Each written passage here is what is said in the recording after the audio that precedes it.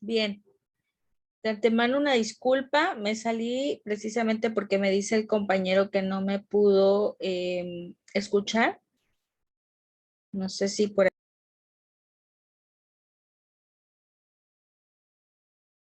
Ahí creo que ya.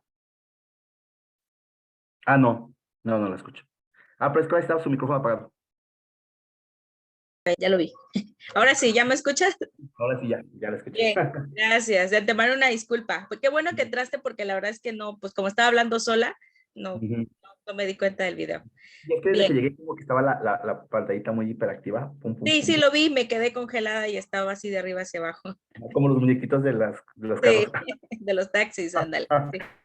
Bien, bienvenido entonces a la clase, ¿sale? Bueno, estábamos en esta parte de pues los antecedentes específicos de la sociología jurídica. En este caso hablaba yo de Augusto Comte, que es considerado el padre de la sociología. Augusto Comte es un filósofo que se encarga de estudiar precisamente las formas en las que se jerarquiza la sociedad. Nosotros sabemos, como lo decía hace rato, que pues para bien o para mal nuestra república está dividida en los tres poderes, ¿no? Ejecutivo, legislativo y judicial. Sabemos que quien tiene en este caso la batuta, es decir, la representación internacional de nuestro país a nivel mundial, pues es el presidente de la República.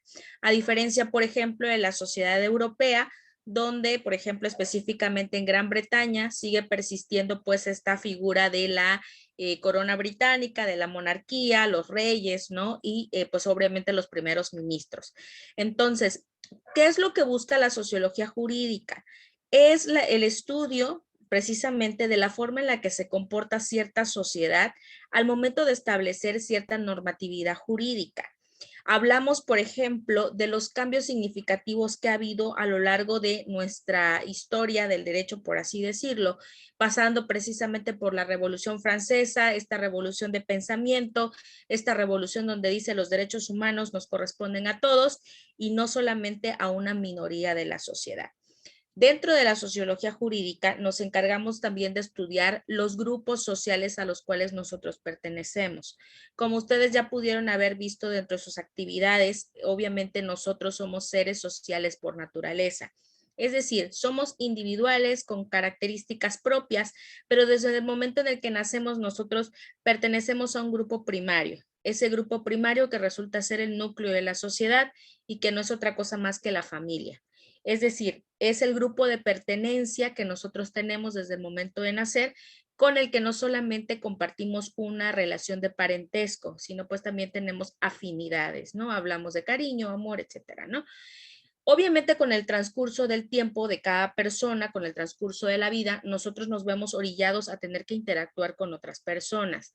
Desde el momento en el que nosotros, por ejemplo, accedemos a la educación, hablando del kinder, desde el momento en el que nosotros crecemos y obviamente entramos a un ambiente laboral, estamos hablando ya de grupos secundarios.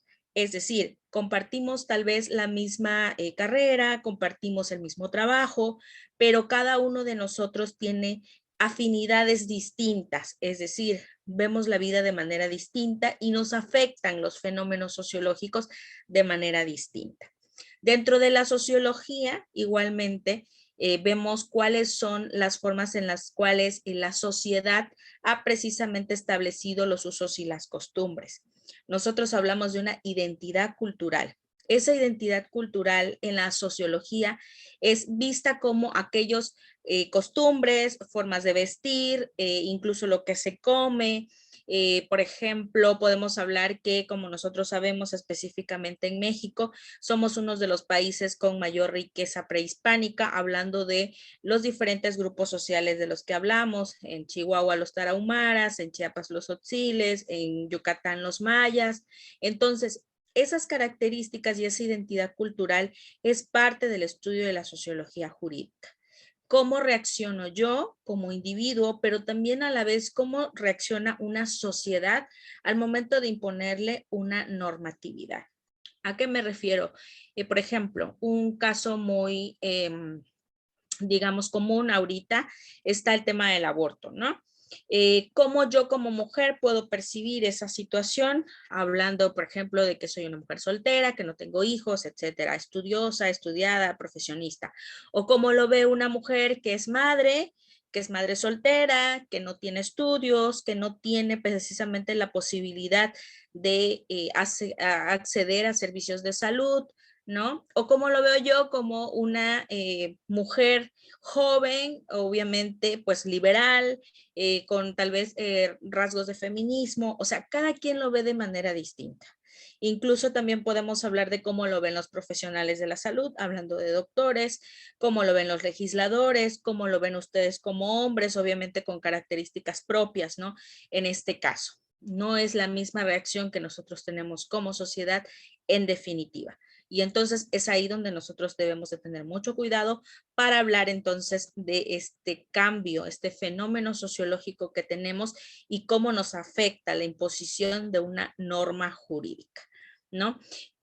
Obviamente, por ejemplo, en esta situación del COVID, pues nos vimos obligados, más bien el Estado mexicano se vio obligado a tener que garantizar el acceso al derecho a la salud. Por ejemplo, aquí en Chiapas, de donde es su servidora, pues hubo mucho problema en el sentido de que los pueblos indígenas tienen demasiada arraigada el pensamiento de que las vacunas pueden traerle infertilidad a las personas. Entonces, en muchas ocasiones, pues hay gente que moría, desgraciadamente, por esta situación de no querer acceder a servicios de salud. Si bien el Estado mexicano tiene esta obligación establecida en el artículo 4 constitucional, también entra aquí la ambivalencia de hablar hasta qué punto estos pueblos indígenas y originarios tienen la libertad de poder, pues, ¿cuál sería la palabra? De poder escoger qué Ok. es lo que quieren, así es, sí o no. El artículo 2 constitucional habla de los pueblos indígenas y que en México es reconocido su cultura y obviamente son respetados sus usos y costumbres. Sí, es cierto, pero también hay una línea muy delgada donde el Estado mexicano tendría que garantizar el acceso a la salud, ¿no? Entonces siempre viene este conflicto entre la legislación, entre el ser y el deber ser, básicamente, ¿no? Entre yo te lo puedo garantizar como Estado, pero vamos a ver cómo reaccionas como sociedad en específico, ¿ok? Bien, ¿hasta aquí alguna duda, comentario? Entonces ahí también entran como los pueblos indígenas, ¿no? Así es, ajá, exacto. Los pueblos indígenas en este caso, si bien es cierto, obviamente forma parte de esta gran nación que es Cultural. México. Así es, exacto. Cada uno de ellos tiene sus propias características y obviamente estos usos y costumbres, para bien o para mal, también están garantizados dentro de la Constitución política. En muchas ocasiones se dice, ¿no? Vulgarmente, abusos y costumbres, ¿no? Porque en Ujú. muchas ocasiones, obviamente, pues sí hay una línea muy delgada en la que ellos se aprovechan precisamente de este favoritismo, digamos, este grado de vulnerabilidad que pudieran tener ellos frente al Estado, ¿no? Entonces, la sociología jurídica tiene que entrar precisamente en este estudio. Otra de las Ah, aplicaciones, sí, dígame, perdón. Aquí es ¿no? donde entra, por ejemplo, el derecho consul... No, Consuetudinario, ajá, consultinario. exacto, sí. Consuetudinario no es otra cosa más que sinónimo de costumbre, ¿ok? Ajá. Pero, Ajá, por ejemplo, ahí, por ejemplo, en el consultinario, am, estuve investigando sobre esto y decía, por ejemplo, pues, por ejemplo, el ejemplo muy básico, el linchamiento, ¿no? ujú, Debido a una acción, ahora viene como, por ejemplo, eso. Pero ahí, por ejemplo, en el caso del derecho, por ejemplo, legislativo, o legislado, pues ahí está el Poder Judicial, que es el que se encarga sobre este punto, ¿no? Pero ahí entonces se rige por el líder por así decirlo, del clan de la sociedad. Él es el que determina cuáles son las leyes, él es el que determina cómo es la pena, él es el que determina cuál es el castigo. así es. Entramos entonces en este conflicto de intereses. Obviamente lo que se trata de establecer es que mientras, por ejemplo, un delito pueda cometerse en el interior del territorio de un pueblo indígena, hablando de personas que pertenecen a esa cultura indígena, se respeta y prevalece el uso y costumbre de la sociedad indígena, ¿no? En este caso, Aún ante la ley. aún ante la ley. Sí, el artículo 2 constitucional se los garantiza. Ese es el pequeño detalle. Ahora, ¿qué pasa y entra en conflicto la ley cuando uno de los ya sea víctima o victimario, en cualquiera de las posiciones, no pertenece a este grupo, digamos, No. indígena, ¿no?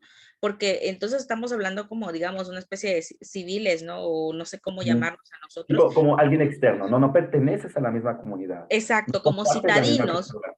Ajá, como citadinos. Por ejemplo, aquí es muy común en Chiapas, en la capital, en Tuxtla Gutiérrez, que suceden accidentes de tránsito, donde pueden verse involucrados, por ejemplo, una persona de Tuxtla y una persona que Por ahí. pertenece a un pueblo indígena de San Cristóbal de las Casas. ¿Qué pasa? Si tú eres la persona que golpea a la persona que es de un pueblo indígena, el del pueblo indígena te va a pedir el carro nuevo, ¿eh? O sea, literal, aunque no sea realmente el golpe, ¿no? Para Mm. ellos es sagrado su automóvil, para ellos es un medio de transporte, para ellos tienes que entender que le estás causando un agravio. Y tú como citadino, pues la verdad es que en determinado momento ya por el miedo, uno accede, ¿no? A las peticiones de la persona, pero ¿qué sería lo correcto? Tú ya no estás en tu pueblo indígena, estás en una ciudad y aquí nos regimos precisamente por un código penal, por un código nacional, donde obviamente tú tienes que respetar los señalamientos de tránsito y cumplir con todo lo que te marque precisamente el protocolo. Pero cuando llega la policía, o sea, parece chistoso, pero es una situación muy real, pues te dice, pues yo creo que se arreglen mejor antes de llegar a otra situación, porque la verdad es que, pues es un poco conflictivo, etcétera, ¿no? ¿Y qué pasa? Viceversa, si la persona quien choca es el del pueblo indígena, fíjate que, bueno, al menos tu servidora ha observado que ellos respetan esa situación, se bajan y te dicen no quiero llegar a ningún arreglo y sacan dinero ahí mismo y ahí te están pagando. O sea, ese es el gran detalle, ¿no? Y el meollo del asunto en el que ellos siguen con esa misma idea que tienen precisamente de este pueblo indígena. Pero pues es una línea muy delgada entre respetar tu uso y costumbre y respetar, pues en este caso, la legislación de la ciudad. Ahora entiendo por qué abusos y costumbres. Sí, sí, por eso lo digo, sí, es que nosotros estamos muy acostumbrados a esa situación, aquí es muy común Mm. que cierren, por ejemplo, las carreteras y que estén boteando y pidiendo dinero y si no les das, pues te rayan el carro, o sea, son cosas ya bastante extremas, ¿no? Entonces, Pero ¿no has se tenido? resguardan tras como la inmunidad que les da la ley por ser un Exacto. pueblo.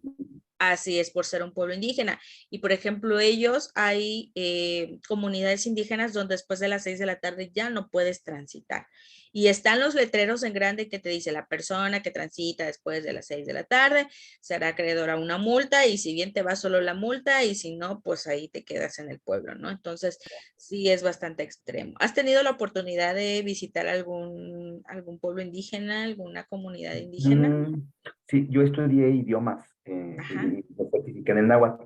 Me tocó ajá. visitar, por ejemplo, la Huasteca Potosina, la Ah, Huasteca ok. Hidalguense, incluso la Veracruzana.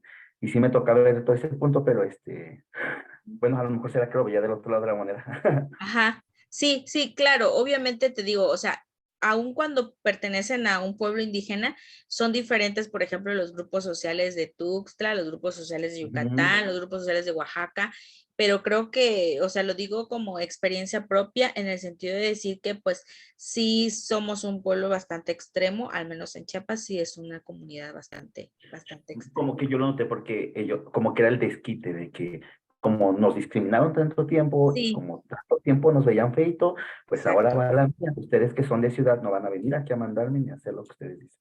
Es Mm. correcto. Sí, sí, puede ser parte de ese fenómeno cultural, ¿no? Que tenemos en este caso, ¿no? Y obviamente, pues la sociología es auxiliar del derecho.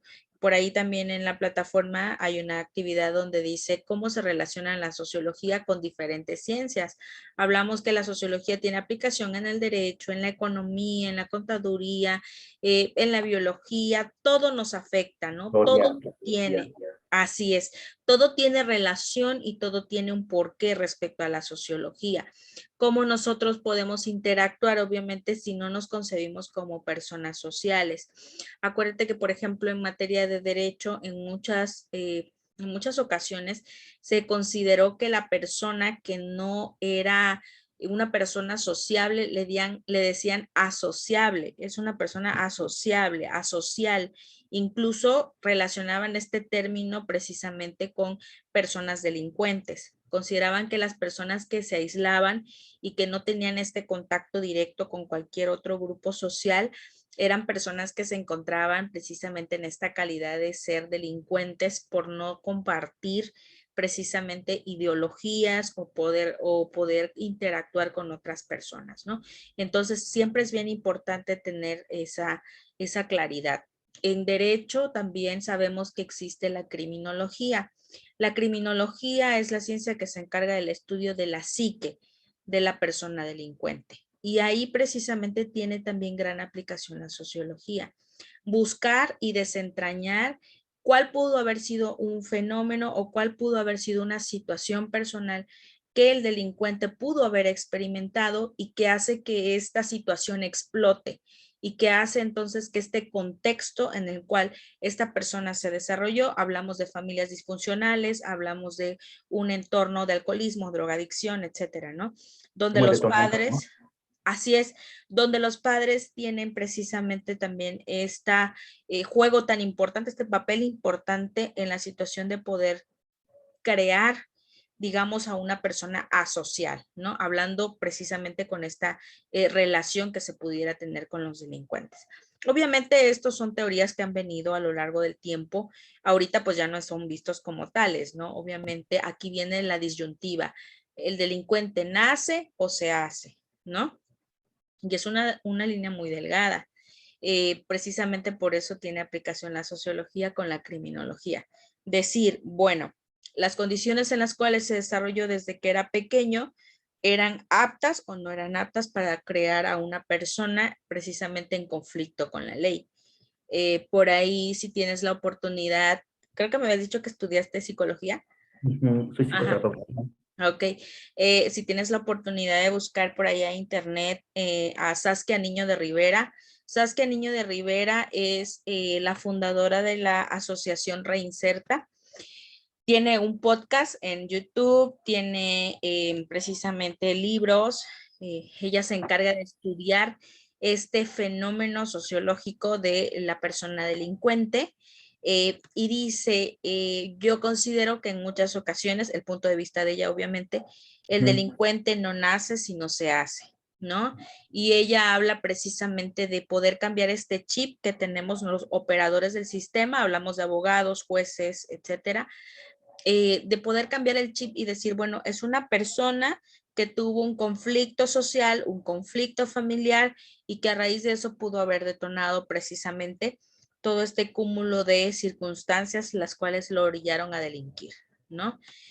Personalmente yo considero igual en la misma postura, para mí un delincuente se hace, ¿no? Desgraciadamente la sociedad somos demasiado duras en reprochar estas conductas. Obviamente hay cuestiones que pues no vas a tolerar, ¿no?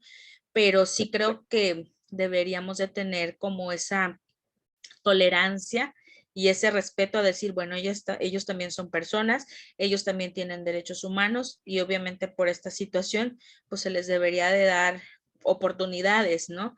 No necesariamente tal vez quedar en libertad, pero sí que en determinado momento el Estado pueda garantizar el eje de la salud, el deporte, el trabajo, en este caso, obviamente, el respeto a sus derechos humanos, La ¿no? parte de la salud mental, ¿no? Que te ayuda a estabilizar este punto. Desde el punto, Exacto. bueno, ahorita el punto de la psicoterapia como que ha evolucionado mucho y Ajá. antes te tocaba, por ejemplo, que pues eras víctima, por ejemplo, pobre de ti, tu mamá no te quería, tu papá no te quería, eso es lo que te llevó a delinquir.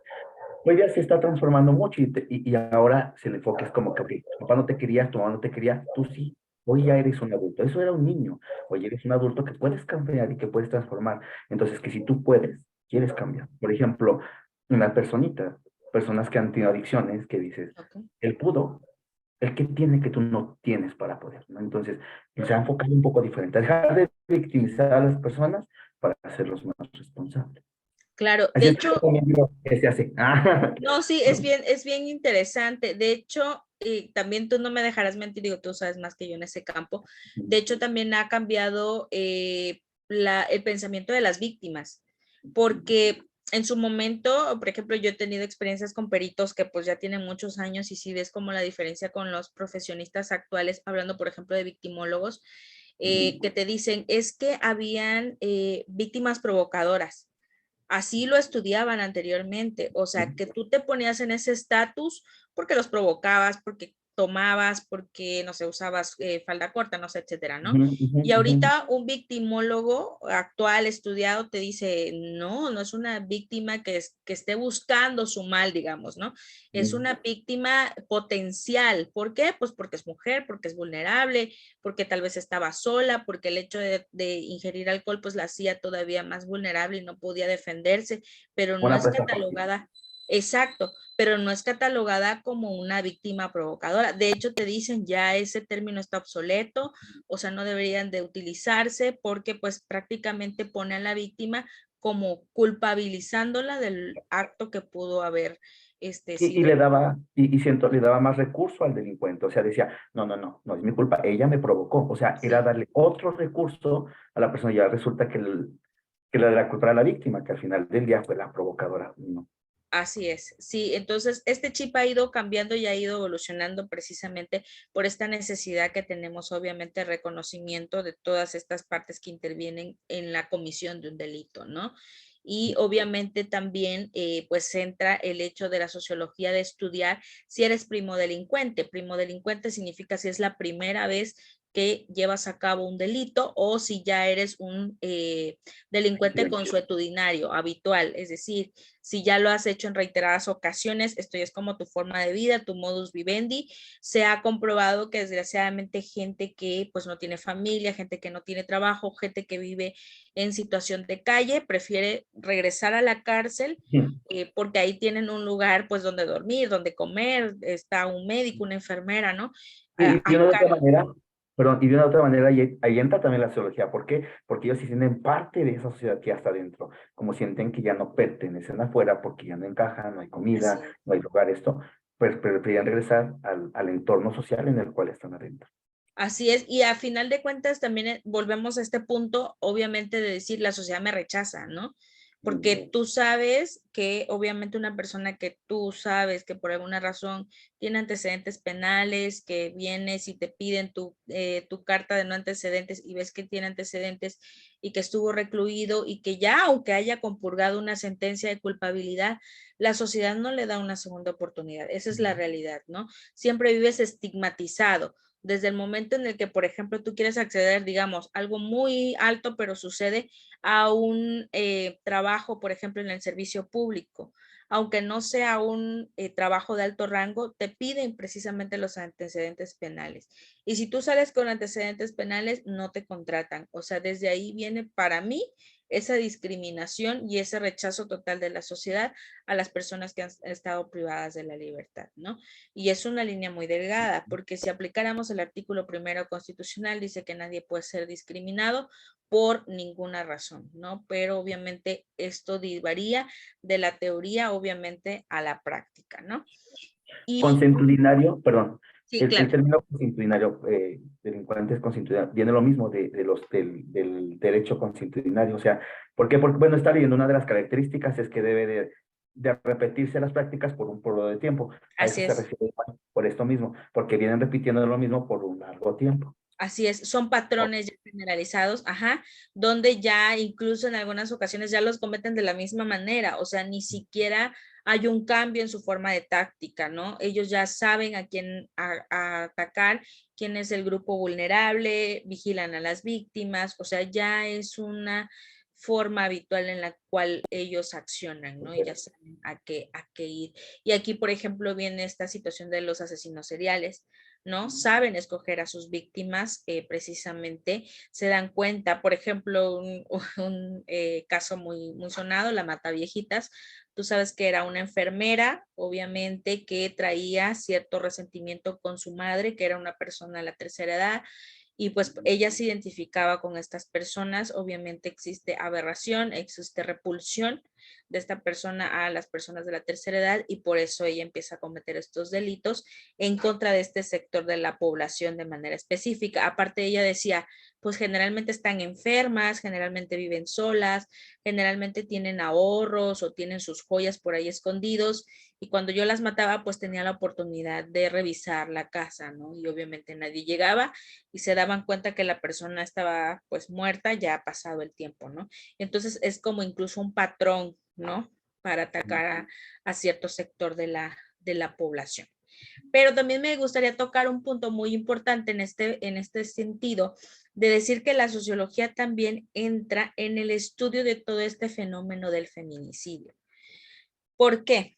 Hablando ya más actualmente, obviamente el feminicidio nosotros sabemos que se debe acreditar a través de razones de género. Para que tú puedas acreditar este feminicidio por razones de género, primero que nada debe tratarse de una mujer, segundo debe de haber una relación directa con el victimario. Hablamos de vecinos, familiares, amigos, incluso jefes, ¿no? Con los que existían una relación laboral o personal, ¿no? O bien comunidad, de comunidad. Esa es una razón de género. Luego se debe de acreditar también que existió el odio al momento de llevar a cabo la acción. ¿Cómo se refleja el odio? Con exhibición del cuerpo, con desmembramiento del cuerpo, con precisamente esta parte donde a cambio el victimario busca tener un objeto o una especie de trofeo que él considera que es importante para decir lo hice y es otra víctima más, ¿no? Incluso tener objetos personales de la víctima, ¿no? Cuando estamos hablando de un feminicidio así. O sea que, perdón, es que no levanté la ventana. No O te sea que, por preocupes. ejemplo, si la personita, por ejemplo, aunque no haya, bueno, a mí me viene a la mente cuando escucho odio de género, ¿no? A lo mejor que se ensañó tanto con el cuerpo que tal vez la forma de matarla le destrozó el cráneo, le desfiguró la cara. Pero, por ejemplo, si esta personita no le hubiera hecho nada, por ejemplo, y simplemente tuviera algo guardado de ella, también es odio. Sí, claro, es una razón de odio, porque tú estás quitándole la pertenencia a la víctima. Por ejemplo, no sé si se escucha, es que no me acuerdo si se llama el monstruo de Atizapán, creo que es Ujú. del Ay, Estado de cállate que es mi México. vecino. Ah, Ajá, sí. casi. Pero bueno, Este, ok. Este señor, pues lo que hacía era matar a las chicas que llegaban a Ujú. su casa, obviamente él aprovechándose de su vulnerabilidad de tercera edad. Y pues lo que hacía era, encontraron restos en su casa de cabello, o sea, él cortaba cabello y guardaba labiales, identificación, maquillaje, y lo que Bolsa. hacía, sí, exacto, y lo que hacía era prácticamente matar a la víctima y las ponía así en posición, ¿no? O sea, estaban en filita, así encontraron los cuerpos y encima de los cuerpos había bolsas con las pertenencias de las víctimas. Esto para él era una especie de trofeo, o sea, como un reconocimiento. Y la mayoría de los cuerpos, para su mala suerte, digo, de la persona del victimario, pues tenían INE, entonces era más fácil reconocerlas. Entonces, sí era como una especie de pertenencia, decir, yo tengo a esta persona, yo fui quien la privó de la vida. Entonces, eso también entra en el estudio de la sociología.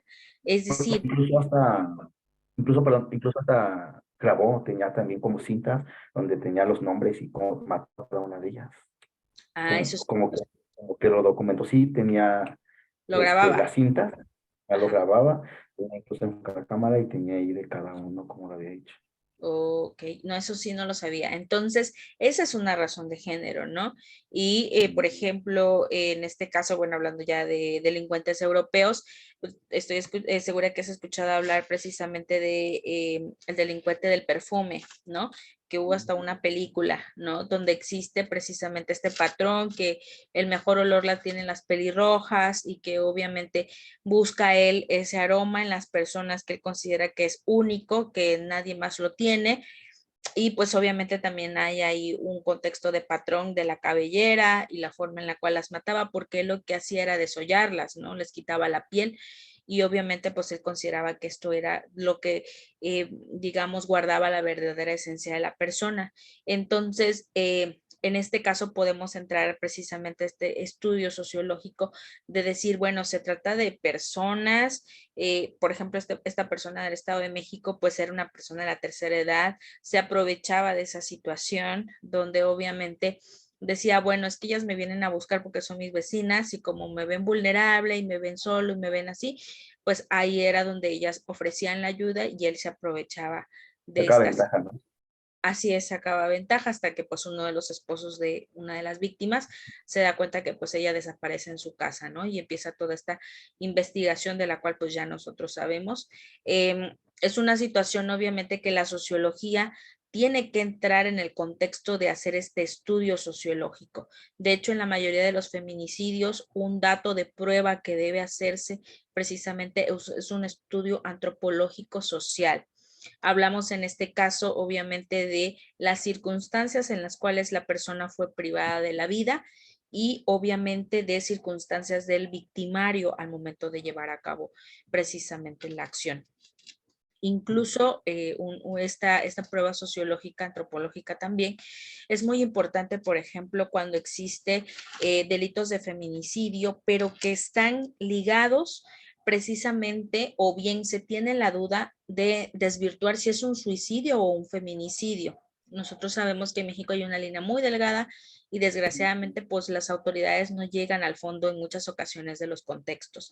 Me pasó con un asunto, lo platico así rapidísimo, una chica que pues desgraciadamente pierde la vida en una comunidad lejana y ella era doctora, pues la encuentran en su cuarto de habitación, era un lugar deplorable, era una comunidad donde pues obviamente no habían las condiciones de una clínica de salud, sino simplemente pues es una galerita y pues cuatro paredes y bueno, situaciones muy precarias, ¿no?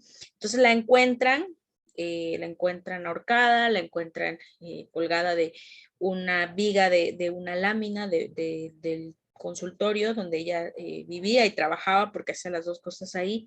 Y entonces entra este estudio sociológico y antropológico donde dice, eh, ¿esta persona se suicidó o fue feminicidio?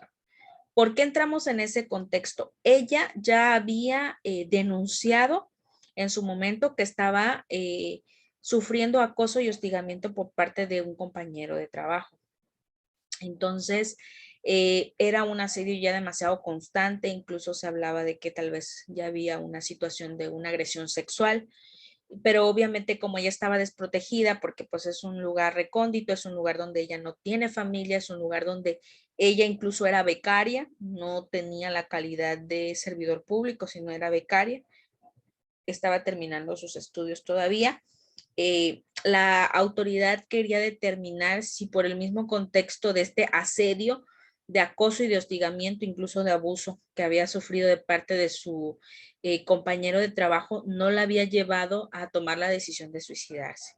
Y entonces empieza a hacer todo este estudio muy interesante de decir si esta persona tenía ya ese agobio, ese estrés, esa depresión de vivir en un lugar así, de no tener contacto con el mundo exterior, de vivir precisamente en este estrés de tener que llegar cada mañana y encontrarse con el agresor, donde obviamente están inmiscuidas sustancias, en este caso alcohólicas por parte del victimario, donde pues obviamente ella no tiene una certeza económica, sino tiene que esperarse hasta que llegue su beca cada 3 meses, que es poco dinero y que obviamente entra en el contexto de incluso empezar a cuestionar a la familia, ¿no? Cómo ella era desde chiquita, cómo se actuaba precisamente ya en la carrera, cuáles fueron las implicaciones cuando ella se traslada a este lugar recóndito y cómo cambió, porque incluso ella llegó al grado de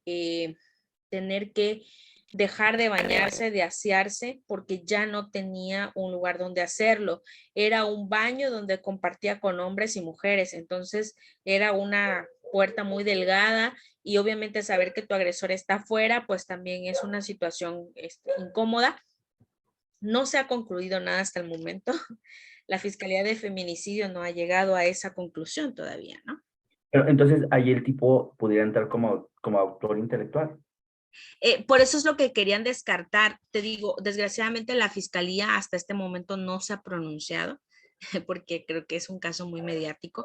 Entonces, ahí lo que estaban tratando de desvirtuar era si realmente la chica se quitó la vida, o sea, se suicidó precisamente, pero orillada, obviamente, por estas circunstancias deplorables en las cuales se encontraba, o si hubo una persona que pudo haber pues realizado esta Interactuado. acción, así es, y poder Ok. ser catalogado como feminicidio, ¿no? Pero es interesante el estudio sociológico que se hace respecto a todos estos contextos, tanto en la vida laboral, personal, de amistades, que la chica tuvo antes de la muerte, ¿no? Es como reconstruir un poco la vida de la víctima antes del suceso Ujú. fatal, ¿no? Ok.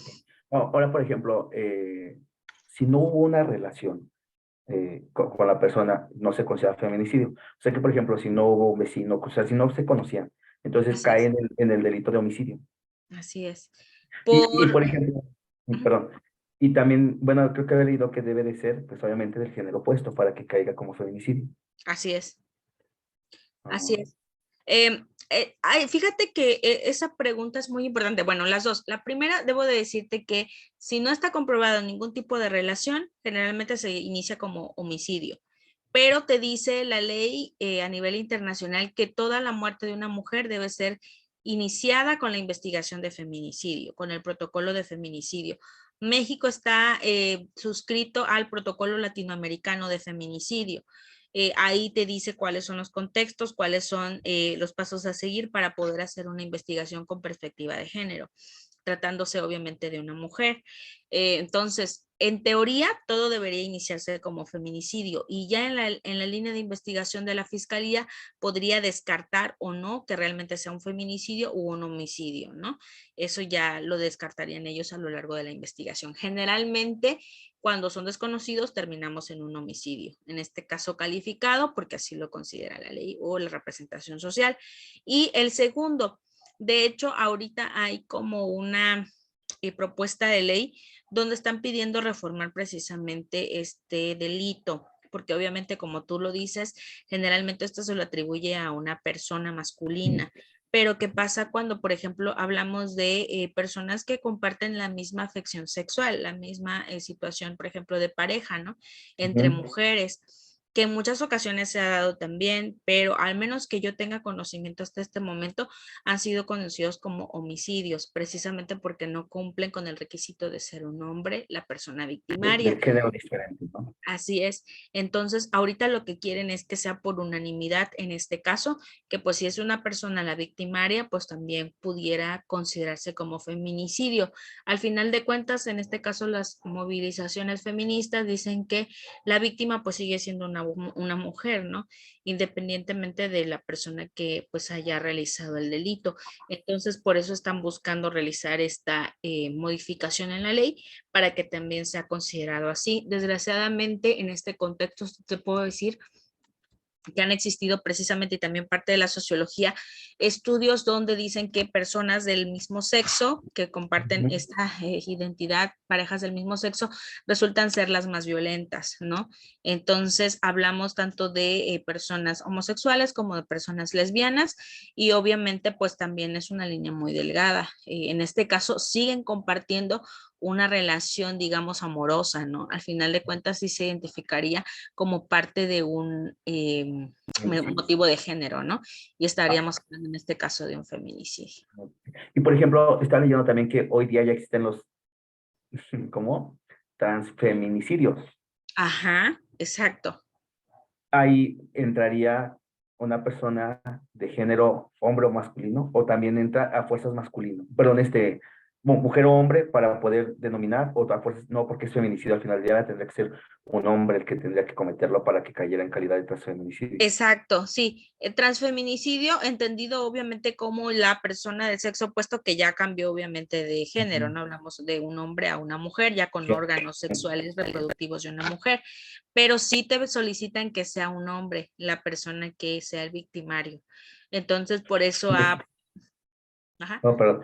Entonces la idea es bueno, ahorita, según lo que yo entendí, es ver que si tal vez el delito se cometió, aunque sea de tu mismo género, pero la persona que calificaba como pareja, entonces se ha denominado, aunque sean del mismo sexo, denominado como feminicidio, por así Feminicidio. decirlo. Así es, sí, eso es lo que se busca actualmente, ¿no? Porque es lo que se busca cubrir, ¿no? La mayoría de las debilidades en este ámbito para poder, en este caso, pues penar, ¿no? De igual manera esta situación.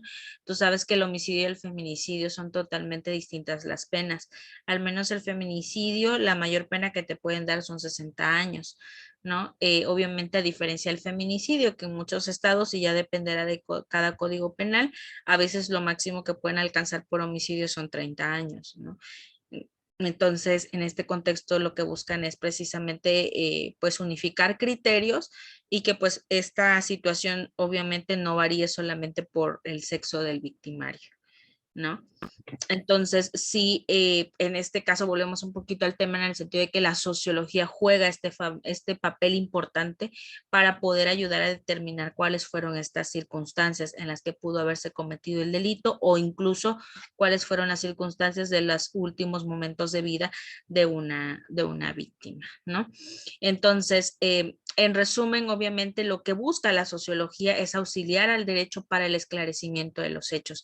Hablamos en materia penal, obviamente, ¿no? En el sentido de poder aplicar los conocimientos de la sociología para poder, en este caso, pues entrar en este contexto. La sociología igualmente cumple esta relación tan importante con la cultura. Es decir, la cultura, por ejemplo, podemos hablar de algo muy sonado actualmente que pues en este caso es la apología del delito, ¿no? La apología del narcotráfico, esta situación donde estamos tan arraigados, tan acostumbrados, aunque suene feo, a esta cultura del narcotráfico, donde en México pues hay canciones que se dedican a eso, hay programas, hay series, hay películas. De hecho, si tú preguntas a nivel mundial, estaba viendo una entrevista en YouTube, digo, tal vez no tiene relevancia, pero si entramos al estudio de la sociología, si tú le preguntas a un extranjero qué es lo que conoces de México, enseguida te dicen el Chapo, ¿no? El Chapo Guzmán, narcotráfico, droga, ¿no? Entonces, desgraciadamente estamos identificados por esa cultura de la narcoviolencia en nuestro país y precisamente es donde nosotros debemos entrar en estudio de la sociología y decir si es parte de nuestra cultura o es una situación que se debería de erradicar precisamente para seguir, digo, para evitar que siga esta situación, ¿no? En determinado momento y entonces entra la línea delgada en decir, entonces es correcto que se apruebe el uso de la marihuana, no es correcto, trae consecuencias positivas o consecuencias negativas para poder hablar de esta situación. Obviamente, pues ahorita está, pues, eh, legalizado su uso cuando es para fines, en este caso de salud, ¿no? Personas epilépticas, personas que pues obviamente tienen mucho dolor por cáncer o por alguna enfermedad de situación terminal, sí está aprobado, ¿no? Para poder hacerlo con fines lúdicos, pero no así para pues consumo y obviamente mucho menos para poder hablar en una situación de cometer un delito, ¿no? Eh, Aquí también era interesante analizar esta situación por ahí. No sé si viste la noticia de un futbolista del Cruz Azul, el Cata Domínguez, que lo estaban estigmatizando, bueno, de hecho lo estaban señalando por haber realizado una fiesta infantil con la temática del narcotráfico, ¿no? Entonces tú ves a niños de 8 años, pues vestidos obviamente con sus pasamontañas, con armas largas, digo, son de juguete, pero entonces tú dices, efectivamente, esto creo que no es correcto, estamos hablando de una figura pública y que se supone que está fomentando el deporte en la infancia, ¿no? Y, Entonces, sí, perdón, y cuando al final del día estás formando una creencia en esos niños, imagínate cuando crezcan, decir, yo quiero ser narcotraficante cuando sea grande, ¿no? Entonces empieza a jugar también con el sistema de formación, en el caso de los niños de creencias, es lo que van hacia arriba. así es, sí, y desgraciadamente incluso también te dice ONU, por ejemplo, ONU dice, debería de prohibirse en este caso la venta de juguetes violentos, ¿no? Hablando de pistolas, hablando de armas, ¿no? En general, porque en la infancia es cuando más te marca, ¿no? Y donde obviamente el niño empieza a generar recuerdos, sean positivos o negativos, y donde tú le vas formando un criterio, ¿no? Sobre todo en esta primera infancia que nosotros le conocemos. Entonces, sí es una línea muy delgada y pues obviamente la sociología se encarga de estudiar estos fenómenos para poder determinar qué está bien y qué está mal, ¿no? Hablando tanto de normas jurídicas como en este caso, pues en la cultura del delito. ¿Ok? Bien, entonces de mi parte sería todo porque se nos va a cerrar la plataforma. El domingo concluye nuestra asignatura, ¿no? Hasta las 12 de la noche tenemos para seguir avanzando, o a las 00 horas, y ya su servidora pues obviamente está avanzando también en las calificaciones. Te felicito porque he visto tus trabajos, te agradezco. Te agradezco de verdad, yo siempre lo pongo en los comentarios, agradezco mucho el empeño que le ponen a sus actividades, porque como asesora, pues no hay mejor atención, ¿no? En este caso, que tú te das cuenta que un alumno pues está realmente poniendo el empeño a las actividades. Entonces yo te agradezco mucho por tus trabajos. Y pues obviamente que esto siga porque al final del día te ayuda a un mejor entendimiento y al final el profesionalismo se nota y esto sin duda alguna siempre va a traer frutos positivos para ustedes como alumnos, ¿no? Muchísimas gracias. Bien, Muchísimas gracias. bueno. Y siento que me ayuda un poquito más porque digo, esto, y como que antes de ponerlo, quiero entenderlo y quiero poner lo que entendí para que, digo, ya. Luego hay muchas, ahorita por ejemplo, sí me queda así como que el derecho subjetivo, el derecho objetivo, el derecho sustantivo, el derecho objetivo, y digo, ¿no? Entonces, Así es. pero como que vamos. Y cada uno con sus propias características, ¿no?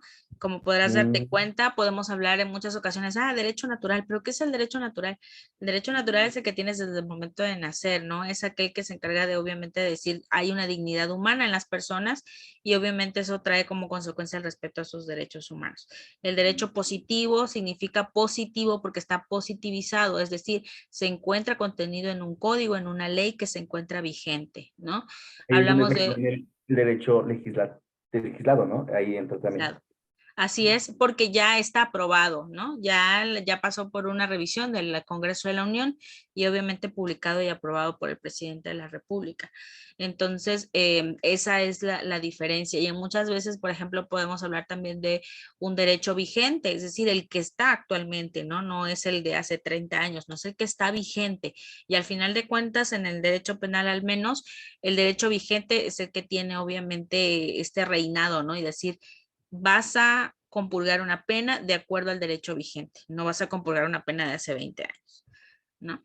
Entonces sí es Ahí importante es que... donde entran las leyes que las normas están derogadas y todo este punto, ¿no? Las Así es, derogadas, las abrogadas y derogadas. derogadas y derogadas. Ok. Ajá, abrogadas significa que en su totalidad fueron cambiadas, todas.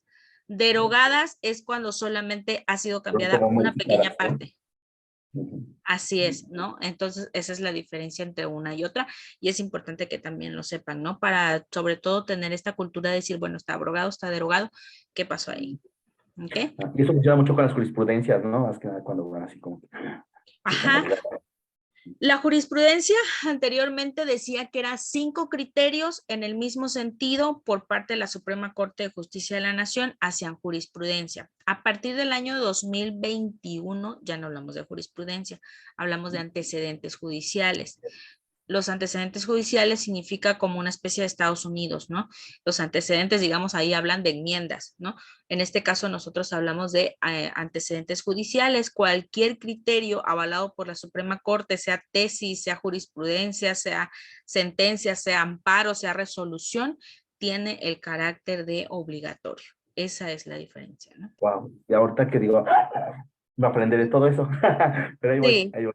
es poco a poco, todo se aprende conforme nosotros vamos avanzando, entonces no te desesperes por eso. Bien, Muchísimas gracias. estoy Me para anima mucho. servirte. Un Ajá. gusto, un gusto haber estado contigo. Cualquier Gracias, cosa igualmente. sigo pendiente en la retroalimentación y obviamente Ujú. pues nosotros concluimos ya el domingo. Obviamente la calificación lo que se busca es que ya esté a primera hora el lunes en las plataformas con ustedes. Una vez que actualizan la página pues ya ven su calificación, ¿no? De manera global. ¿Ok? Oh, ¿me puede repetir, por favor, cómo me dijo que era el qué? Que buscara, La autora, Ajá. Saskia, con K, Saskia. Ok. Saskia Niño de Rivera. Saskia Niño de Rivera. Ahorita tiene un podcast en YouTube que se llama Privadas de la Libertad y habla precisamente, hace entrevistas con personas que están recluidas y es muy interesante desde el punto de vista sociológico. Ahorita ya tuvo una entrevista con alguien que se llama El Lagarto y cómo escuchar su historia de decir que él era una persona normal, era un estudiante excelente, sus padres eran personas trabajadoras y donde vino él a, pues, sufrir este Desembocar. cambio ya en la adolescencia, ¿no? Y pues ahí ya se convierte en una persona que está privada de la libertad, condenado creo que a más de 100 años de cárcel, ¿no? Así es. Bueno, Lick, me Te voy a despido, buscar. que tengas muy buena noche. Muchísimas gracias. Estoy Igualmente. para servirte y pues seguimos en contacto. Gracias. Muchísimas Gracias. gracias. Luego. Hasta luego. Buenas noches. Bye. Buenas noches.